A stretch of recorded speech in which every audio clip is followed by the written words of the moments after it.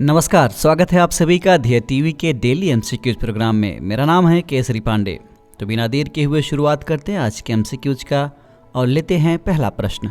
भारत में चीनी उत्पादन के संबंध में निम्नलिखित में कौन सा अथवा कौन से कथन सत्य हैं? पहला स्टेटमेंट, वर्तमान में भारत चीनी का सबसे बड़ा उत्पादक और सबसे बड़ा निर्यातक देश है। दूसरा, भारत में सबसे अधिक गन्ना उत्पादन उत्तर प्रदेश राज्य में किया जाता है। आपके विकल्प हैं ए केवल 1, बी केवल 2, सी 1 और 2 दोनों, अथवा डी इनमें से कोई नहीं। इस प्रश्न का सही उत्तर है विकल्प सी, यानी दोनों स्टेटमेंट करेक्ट हैं। चलिए एक्सप्लेनेशन देख लेते हैं। हाल ही में भारत ने कृषि निर्यात क्षेत्र में एक महत्वपूर्ण उपलब्धि हासिल की है। कृषि और कल्याण मंत्री नरेंद्र सिंह तोमर ने बताया कि भारत चीनी का सबसे बड़ा उत्पादक और निर्यातक देश बन गया है। उन्होंने आगे बताया कि साल 2017-18 में कुल निर्यात 6.8 लाख मीट्रिक टन था, जो बढ़कर 2021-22 में 110 लाख मीट्रिक टन तक पहुंच गया है। भारत में सबसे अधिक गन्ना उत्पादन उत्तर प्रदेश में किया जाता है। उत्तर प्रदेश के अलावा महाराष्ट्र, पंजाब, आंध्र प्रदेश, मध्य प्रदेश, कर्नाटक और तमिलनाडु में भी गन्ने की खेती की जाती है। साल 2021-22 के दौरान भारत में 5 लाख मीट्रिक टन से अधिक गन्ने का रिकॉर्ड उत्पादन हुआ है। बढ़ते हैं दूसरे प्रश्न की ओर। हाल ही में कल्याणी फेरेस्टा सुर्खियों में रहा, ये क्या है?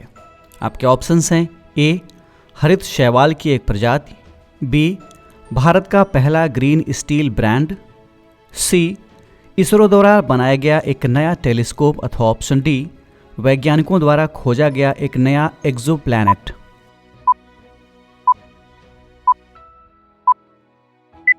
इस प्रश्न का सही उत्तर है विकल्प बी, यानी ये भारत का पहला ग्रीन स्टील ब्रांड है।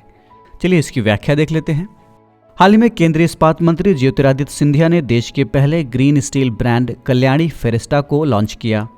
इस ग्रीन ब्रांड को पुणे स्थित स्टील कंपनी कल्याणी समूह ने बनाया है। इस ब्रांड के आने से स्टील इंडस्ट्री में एक बेहतरीन बदलाव की उम्मीद है। आपको बता दें कि ग्रीन स्टील के निर्माण में जीवाश्म ईंधन या पेट्रोलियम का इस्तेमाल नहीं किया जाएगा। स्टील इंडस्ट्री में नवीकरणीय ऊर्जा के प्रयोग से कच्चे तेल के आयात पर निर्भरता कम हो जाएगी और प्रदूषण में कमी आएगी। इसके अलावा भारत की शून्य कार्बन नीति के लक्ष्य को प्राप्त करने में भी ये ब्रांड सहायक होगा। साथ ही इसका एक अन्य लाभ ये भी होगा कि इस्पात उद्योग में लागत में कमी आ जाएगी, जिससे इस्पात उद्योगपतियों को भी ज़्यादा प्रॉफिट होगा। बढ़ते हैं तीसरे प्रश्न की ओर। साहित्य अकादमी पुरस्कार 2022 के संबंध में निम्नलिखित में कौन सा अथवा कौन से कथन सत्य हैं? पहला, साहित्य अकादमी भाषा सम्मान उदयनाथ झा को दिया जाएगा इस बार। दूसरा, इस पुरस्कार के तहत विजेताओं को 10 लाख रुपए की नगद राशि, प्रशस्ति पत्र और एक ताम्र पत्र दिया जाता है। आपके विकल्प हैं ए केवल 1, बी केवल 2, सी 1 और 2 दोनों, अथवा डी इनमें से कोई नहीं। इस प्रश्न का सही उत्तर है विकल्प ए, यानी केवल पहला स्टेटमेंट करेक्ट है, दूसरा गलत है। कैसे गलत है इसके लिए देख लेते हैं एक्सप्लेनेशन को। साहित्य अकादमी पुरस्कार 2022 की घोषणा कर दी गई है। हिंदी, अंग्रेजी समेत 23 भाषाओं के लिए पुरस्कार दिया जाएगा। साहित्य अकादमी भाषा सम्मान उदयनाथ झा को दिया जाएगा। इसके अलावा अन्य भाषाओं के लिए भी विभिन्न लेखकों और कवियों को पुरस्कार प्रदान किया जाएगा। आपको बता दें कि साल 1955 में साहित्य अकादमी पुरस्कार देने की शुरुआत की गई थी। ये पुरस्कार संविधान की 8वीं अनुसूची में शामिल 22 भारतीय भाषाओं समेत राजस्थानी और अंग्रेजी भाषाओं के लिए दिया जाता है। पुरस्कार के तहत विजेताओं को 1 लाख रुपए की नगद राशि, प्रशस्ति पत्र और एक ताम्र पत्र दिया जाता है। इस साल 7 काव्य संकलनों, 6 उपन्यास, 2 शॉर्ट स्टोरीज और 3 नाटक समेत कई साहित्यिक रचनाओं को शामिल किया गया है। बढ़ते हैं चौथे प्रश्न की ओर। ऑस्कर 2023 के लिए डॉक्यूमेंट्री शॉर्ट फिल्म कैटेगरी में भारत की किस फिल्म को नामित किया गया है? आपके विकल्प हैं A the last film show, B nothing is lost, C all that breathes, अथवा option D the elephant whispers.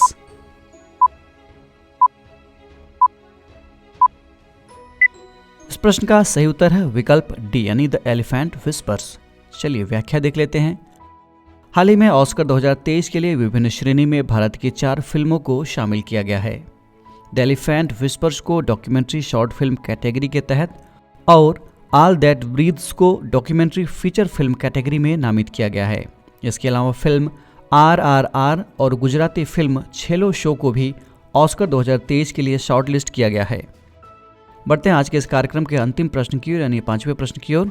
किस भारतीय महिला पहलवान को United world wrestling 2022 rising star of the year के लिए नामित किया गया है? आपके ऑप्शंस हैं ए अंतिम पंघल, बी साक्षी मलिक, सी गीता फोगाट अथवा ऑप्शन डी इनमें से कोई नहीं।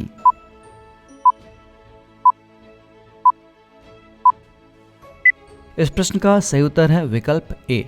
चलिए व्याख्या देख लेते हैं। भारतीय महिला पहलवान अंतिम पंघल को United world wrestling 2022 rising star of the year के लिए नामित किया गया है।